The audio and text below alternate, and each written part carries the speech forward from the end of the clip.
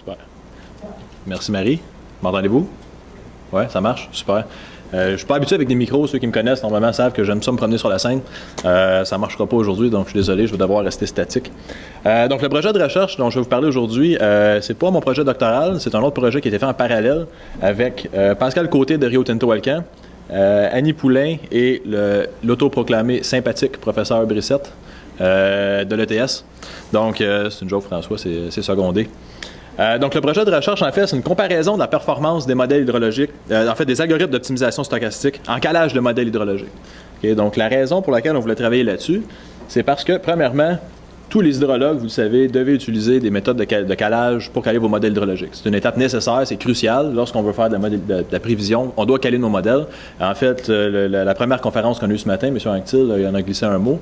En fait, les travaux que je vais présenter, c'est un peu vraiment comment on peut choisir un algorithme d'optimisation pour nous aider à effectuer cette tâche-là. Donc, la sélection d'un jeu de paramètres, ça va ajouter de l'incertitude dans la chaîne générale de la prévision hydrologique. Donc, c'est un élément de plus à considérer si on fait des études en changement climatique. Donc, c'est quelque chose dont on va devoir traiter. Donc, on va tenter de réduire cette incertitude-là avec le projet dont je vais vous parler. En fait, quelle méthode on va utiliser? Donc, il y a certains hydrologues qui préfèrent utiliser la méthode manuelle. Donc, on va jouer avec les paramètres avec une intuition là, du modélisateur. Ça peut fonctionner pour certains modèles. Il y a d'autres modèles où c'est impossible, à toute fin pratique. Et l'autre alternative, c'est le calage automatique des modèles. Donc, le calage automatique, on va utiliser des algorithmes d'optimisation stochastique pour essayer de trouver la fonction, en fait, des paramètres qui vont minimiser une fonction objectif. Le problème avec le calage manuel, c'est que ça va prendre beaucoup de temps. Donc, à chaque fois, on va devoir comprendre le modèle, voir comment ça fonctionne. Former quelqu'un pour caler un modèle de manière manuelle, c'est assez long, la formation. Ensuite de ça, l'avantage majeur des algorithmes automatiques font en sorte que c'est très rapide. On peut caler plusieurs bassins très rapidement, dépendamment des algorithmes. Et le but de notre projet, c'est d'essayer de trouver, en fait ici, on va essayer de comparer des différents algorithmes d'optimisation. On va essayer de trouver le plus performant, ceux qui trouvent les meilleures fonctions objectives, ceux qui trouvent les meilleurs jeux de paramètres.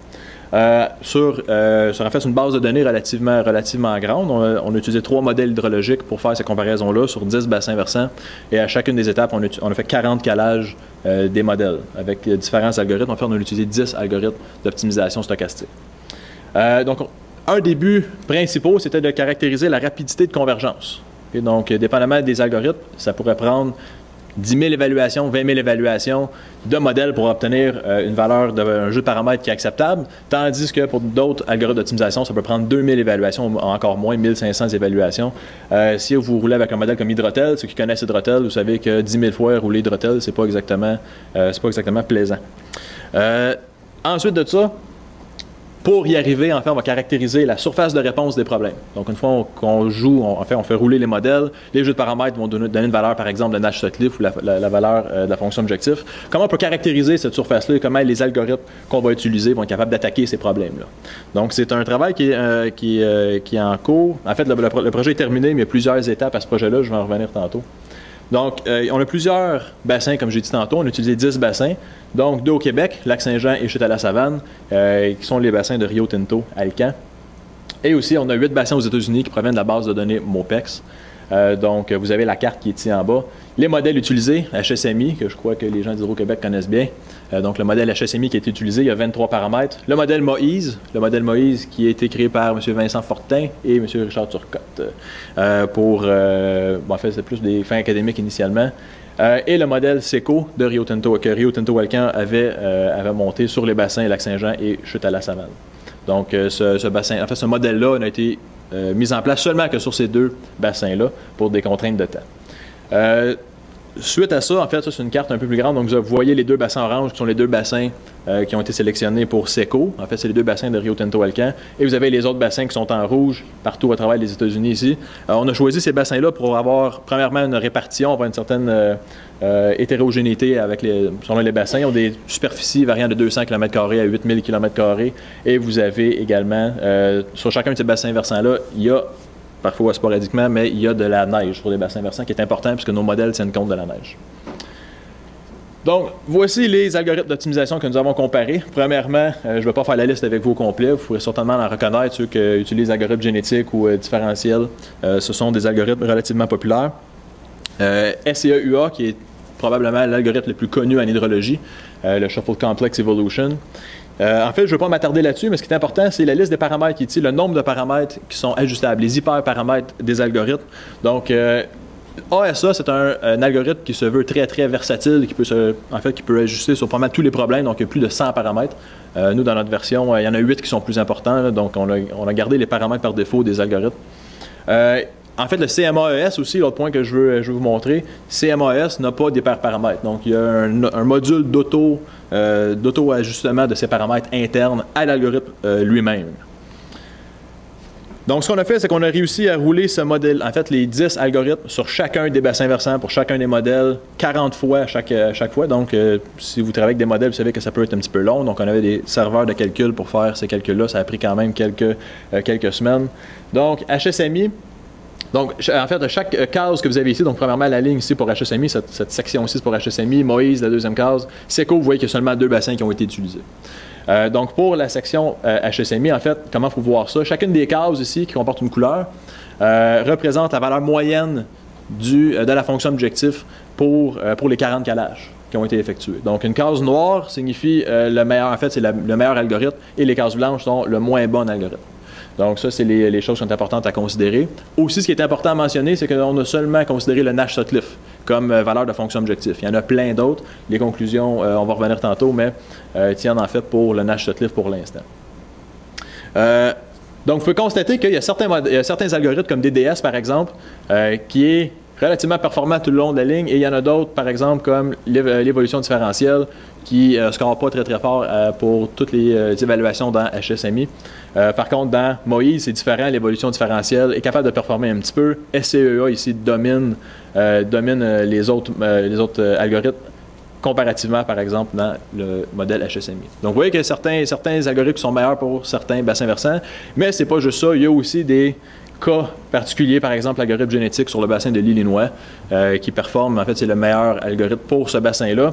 Pourquoi, en fait, il y a un théorème qui dit qu'il y a ça s'appelle le no free lunch, qu'il est impossible d'avoir un algorithme qui va performer, être meilleur que tous les autres dans toutes les circonstances. Donc, il va y avoir des incertitudes, il va falloir qu'il y ait des compromis qui soient faits en cours de route. Donc, ça c'est bien, là, aussi une grosse figure, inquiétez-vous pas, on ne passe pas à travers tout ça ensemble. En fait, on a ici un graphique qui compare, premièrement, dans l'axe, ici, vous avez la valeur de Nash-Sutcliffe. En fait, c'est la valeur 1 moins Nash-Sutcliffe. Les optimisateurs minimisent une fonction objectif, donc on essaie de minimiser la valeur de 1 moins Nash-Sutcliffe, donc on essaie de viser 0. Et puis, donc, plus les points sont bas, mieux c'est. Et ce que vous avez sur l'axe des X ici, c'est le nombre d'évaluations du modèle hydrologique pour essayer d'arriver à 95% de son propre meilleur Nash-Sutcliffe. Et donc, à 95%, on va y arriver. Donc, l'idéal, c'est d'arriver avec un point le plus bas possible à 0,0. Ça voudrait dire qu'on va fait à 0,1. C'est-à-dire qu'en une évaluation de modèle, on a un H de 1. Ça serait incroyable. Sauf que on essaie de viser le point le plus en bas à gauche possible. Et j'ai fait un agrandissement. Je ne savais pas que l'écran allait être si gros que ça. Avoir su, j'aurais fait une figure plus petite. Vous avez ici les différents modèles qui performent relativement bien. Vous avez ici DDS qui est ici, CMAES aussi qui est à côté en bas, et ASA, donc les trois qui ont été cotés les plus performants pour le modèle HSMI. Donc ça ici, c'est HSMI sur le lac Saint-Jean.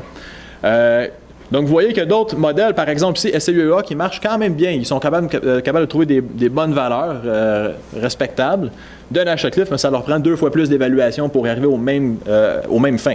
Okay, ça, c'est la moyenne, encore une fois, des 40 calages à chaque étape. Okay, donc ça, ces conclusions-là tiennent pour les 2 côtés. Ça a été vérifié. Et ça, je vais en reparler aussi de la vitesse de convergence, qui est un critère important. Donc, imaginez que vous devez caler Hydrotel de manière automatique, et puis vous avez besoin de 5000 évaluations plutôt que de 10 000 ou de 15 000. C'est sûr que ça fait une grosse différence sur le contexte opérationnel ou la recherche ou peu importe. Donc, on a fait des tests de Friedman statistiques pour être capable d'arriver à départager tout ça. Donc, les meilleurs algorithmes qui ont été trouvés pour le modèle HSMI, ASA, CMAS, DDS. Les modèles qui étaient moyens, qui étaient considérés moyens, qui étaient dans le milieu de peloton, bon, c'est moi qui fais ce bruit-là. HS, PS, Pattern Search, MADS, là, le Mesh Adaptive Direct Search, SEA aussi. Et j'ai écrit ici acceptable, parce que je voulais pas écrire, je voulais pas être négatif aujourd'hui. C'est un peu comme les sondages, là, êtes-vous extrêmement d'accord, moyennement d'accord, un peu d'accord, c'est en bas.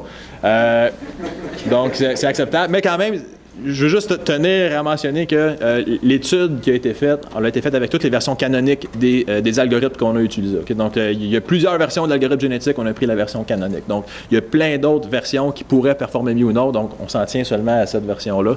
Je mentionne ça parce que c'est important. Là, on sait qu'il y a d'autres versions, d'autres algorithmes combinés qui sont plus performants. C'était une étude pour essayer de comprendre plus que pour trouver vraiment le meilleur algorithme. Donc, le test de Friedman pour le modèle de Moïse arrive essentiellement aux mêmes conclusions, sauf que là, le SCEUA fait partie des meilleurs algorithmes. Okay, donc, ça, c'est explicable, en fait, que SCEA a été conçu pour des complexités qui étaient moindres, donc avec moins de jeux de paramètres, une dimensionnalité qui était plus faible. Donc, 10 paramètres pour Moïse, 23 pour HSMI, donc automatiquement, il y a une complexité supplémentaire dans la surface de réponse. Ensuite, pour SECO, sur le bassin versant Lac-Saint-Jean et en fait, chute à la savane en haut, Lac-Saint-Jean en bas, on trouve en fait des conclusions similaires. Merci Marie. Donc, DDS qui est le meilleur dans les deux cas. Cependant, il est relativement... en fait, il n'y a pas de distinction statistique avec les autres modèles ASA, HSPS. Même chose ici, donc je ne veux pas m'éterniser là-dessus, mais vous pouvez voir qu'il y a effectivement certains algorithmes qui sont meilleurs que d'autres. Il y en a d'autres qui sont plus acceptables que d'autres. Donc, la question qui tue, quel algorithme utiliser? Donc, vous êtes devant votre bureau, vous devez trouver un algorithme, lequel vous allez sélectionner. En fait, ça prend une métrique, ça prend une façon de calculer ça prend une façon d'évaluer la surface de réponse qui va nous aider à trouver l'algorithme qui va être sélectionné. Donc, ce qu'on a trouvé, c'est une métrique de dispersion. C'est le nom de l'algorithme qui a été, de la métrique qui a été créée par Lunacek et Whittle en 2006. Donc, c'est tiré directement de leur publication. En fait, l'astuce, c'est de dire, mais regardez ce qu'on va faire. On va prendre une série de points, un échantillonnage de l'espace paramétrique complètement au hasard. Donc, on prend un Monte Carlo, peu importe, on fait un échantillonnage. On va regarder, par exemple, on va prendre, mettons, 1000 points. Pour faire un exemple simple. Et ensuite, on va prendre les 100 meilleurs points et on va calculer la distance euclidienne entre chacun de ces points-là, à parier. Donc, on va trouver toute la distance comme ça. Et ça va être la valeur initiale de la métrique de dispersion. En fait, ce qu'on va faire, c'est qu'on va rajouter ou on va faire un autre échantillonnage avec 10 000 points. Et là, ce qu'on va faire, c'est qu'on va faire la même chose. On va prendre encore juste les 100 meilleurs points. Donc là, ce qu'on fait, c'est qu'on fait un filtrage. On va toujours chercher les 100 meilleurs. Donc, le pourcentage des meilleurs va être en diminuant. Et ce qui va arriver, si la surface est globalement convergente, c'est la surface de réponse. Donc là, ici, c'est en 2D, mais imaginez ça en 10 dimensions, en 25 dimensions, comme vous voulez. En fait, si la surface est convergente, la surface de réponse, ce qui va arriver, c'est que les points, la distance, lorsqu'on va rajouter des points, échantillonnés aléatoirement, la distance va diminuer. Donc, ce qui va arriver, c'est que les points vont être de plus en plus proches et ça va nous informer sur la forme, sur la modalité de la surface. Donc, même s'il y a du bruit, c'est pas nécessairement important. Ce qui est important, c'est que la surface générale soit convergente dans un minimum global. Donc, vous voyez ici avec les points, si c'est multimodal, mais dans ce cas-ci, lorsqu'on va prendre les 100 meilleurs points sur, par exemple, 1 million d'échantillons, là, on va se retrouver avec deux petites zones ici où tous les points vont être dans ces deux petites zones-là. Donc, la distance moyenne va aller en s'agrandissant. Donc, on a fait ce test-là avec nos modèles également. Et ce que vous voyez ici, les points noirs ici, ça a été lorsqu'on a sélectionné 100 points. On a pris les 100 points au hasard, un échantillonnage de taille 100. Et ensuite, on a gardé encore les 100 meilleurs points. Donc, dans la première ligne, ils étaient tous conservés. Et là, ce qu'on a fait, c'est qu'on a normalisé à partir du 1, qui est la métrique pour que ce soit comparable. Et ce qu'on a fait, c'est qu'on a rajouté des points qui étaient échantillonnés aléatoirement. Et ce qu'on obtient ici, ce que vous voyez, les points s'en vont en devenant de plus en plus pâles. Donc, les points blancs, ils ont 100 000, il y a 100 000 points qui ont été tirés au hasard dans l'espace paramétrique. Et on obtient effectivement la même tendance à quoi, on ne s'attendait pas à ça, sauf que ça a été assez clair. La métrique diminue. Donc, si la métrique diminue, ça veut dire que la distance moyenne diminue, ce qui veut dire qu'on a une surface qui est globalement convergente. Donc, ça, c'est un point important parce que les algorithmes d'optimisation sont faits selon les formes générales selon la forme générale des problèmes d'optimisation. Et ce qu'on a ici, comment on peut interpréter les résultats. Si vous avez une structure qui est globalement convergente, les algorithmes qui sont préférés pour ce style de problème-là, qui sont ajustés pour ce type de problème-là, tout particulièrement CMAES, qui est très performant dans ces cas-là et moins performant dans les autres cas, ASA, DDS, PS et SCEUA, qui sont en fait en quelque sorte SCEUA, on va voir tantôt. Et la structure multimodèle, si elle est non convergente ou si elle est non convexe, en fait, ce qu'on va trouver, c'est qu'on ne le sait pas. En fait, pour l'instant, nous, nos études n'ont pas permis de trouver un modèle hydrologique où la structure n'était pas, en fait, où la fonction objectif n'était pas convergente. En fait, dans tous nos cas, il était convergente. Donc, si vous trouvez un cas comme ça lorsque vous faites vos études, vous allez devoir refaire d'autres questionnements, peut-être poursuivre l'étude à notre place. Est-ce que le problème est séparable? Est-ce que si c'est le cas, PSO est renommé pour être performant dans ce cas-là? C'est quoi le temps de calcul disponible? Donc, dans ce cas-ci, on peut lancer des algorithmes qui vont faire un échantillonnage pas mal plus grand de l'espace. Et ça va être bon. Merci Marie, je vois ça. Conclusion? Donc, en conclusion, la forme convergente, comme on l'a trouvé, la forme convergente de la surface de réponse va favoriser certains algorithmes, comme on l'a montré. Les problèmes de grande dimension, on suggère ASA, CMAES, puisqu'il n'y a aucun hyperparamètre. Donc ça, c'est le fun parce que ça s'ajuste automatiquement à tous vos problèmes. DDS aussi, qui est très performant. Si vous avez un problème de dimension faible, comme on a vu, SCEA, EPS fonctionne aussi. SCEA, qui a été vraiment fait pour les problèmes à 10 paramètres et moins. Donc ça, on l'a montré que ça marchait très, très bien aussi. Et aussi la vitesse de convergence pour les meilleurs algorithmes. Dans chacun des cas, la vitesse de convergence est similaire. Donc, vous n'avez pas avantage de prendre un ou l'autre. Dans ces catégories-là, vont être similaires. Donc, la recommandation, c'est si vous avez besoin de caler un modèle hydrologique, puis vous avez besoin vraiment d'une performance en calage qui est phénoménale et rapide, ce serait bien de caractériser la surface de réponse avant. Faites le test d'échantillonnage à l'avance. Là, vous allez savoir c'est quoi la forme et vous allez savoir quels algorithmes vont être plus performants pour vous. Donc, comme je l'ai dit, c'est un projet qui est un peu en cours de route. Il reste à faire de la validation là-dessus. Il reste à avoir d'autres algorithmes, d'autres bassins plus complexes. Mais c'est où ce qu'on en est pour l'instant. Donc, je vous remercie. Je pense que je suis rendu à 0. Donc, merci. Avez-vous des questions?